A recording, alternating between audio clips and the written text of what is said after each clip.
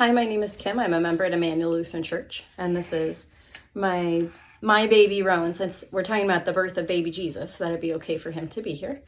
And as a mom who's had 3 kids in the last 6.5 years, I think the first thing that stood out to me about the beginning of this passage was just Mary's experience of being engaged and already pregnant, so maybe facing some judgment, probably very uncomfortable having to ride on a donkey while very pregnant, and then having to give birth to her baby in a stable and laying him in a manger.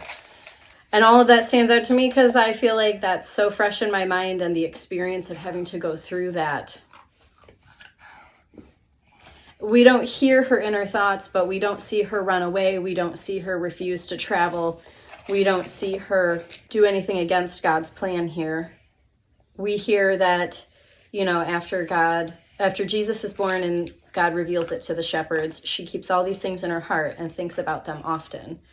And I think she knew God was with her. She knew God was with her. Not only was Jesus there, literally with her, but she knew that he was there, even when it was hard, even when she was uncomfortable.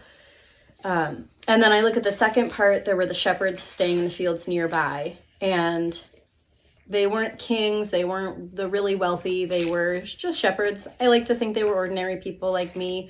And God saw them and wanted the angels to go talk to them and tell them about Jesus's birth and about how God was with them. And I think about Mary, and I think about the shepherds, and I think about how important it was for ordinary people to be a part of God's story and to know that God is with us, especially here at Christmas time. So I hope that encourages you when we're thinking about the story of the birth of Jesus.